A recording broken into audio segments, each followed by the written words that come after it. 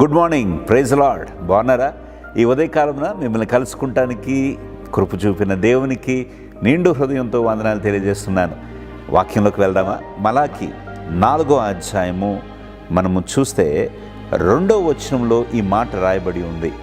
అయితే నా నామమందు భయభక్తులు గలవారగు మీకు నీతి సూర్యుడు ఉదయించును, అతని రెక్కలు ఆరోగ్యము కలగజేయును గనుక మీరు బయలుదేరి క్రొవ్విన దూడలు గంతులు వేయనట్లుగా గంతులు వేయుదురు అని వాక్యంలో రాయబడి ఉంది.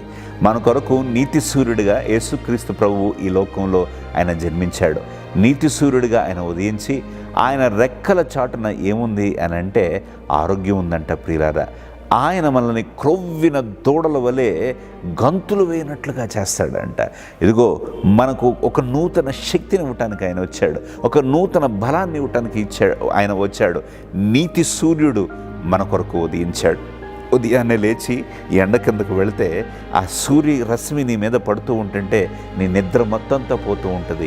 ఒక తెలియని ఉత్తేజం నీలో వస్తుంది, ఒక తెలియని గొప్ప శక్తి నీలో ప్రవహిస్తుంది. అలాగే నీతి సూర్యుడి దగ్గరకు నువ్వు వస్తే ఒక గొప్ప ఇదిగో శక్తిని నువ్వు పొందుకుంటావు. మనము క్రొవ్విన దూడల వలె గంతులు వేయచ్చు. మనం ఆయన స్తుతించగలుగుతాం. దేవుడు మనకు అట్టి కృపను ఇచ్చినగాక. God bless you. ప్రార్థన చేసుకుందాం. మహాపరిశుద్ధులని బిడ్డలను జ్ఞాపకం చేసుకోండి. అవును ప్రభువా, నీవు నీతి సూర్యుడిగా మా మధ్య వచ్చావు. నీ రెక్కల తండ్రి ప్రభువా, నాయన చాటున మాకు ఆరోగ్యమునిచ్చావు, నీకు వందనాలు. నీ రెక్కల చాటున మమ్మల్ని కాపాడుతున్నది నీకు వందనాలు. కోడి తన పిల్లల రెక్కల చాటున కాపాడు రీతిగా మమ్మల్ని కాపాడుతున్నది నీకు వందనాలు. మీ కృపతోడుగా ఉంచి దీవించి ఆశీర్వదించమని యేసు నామమున అడిగి ప్రార్థిస్తున్నాం తండ్రి, ఆమేన్.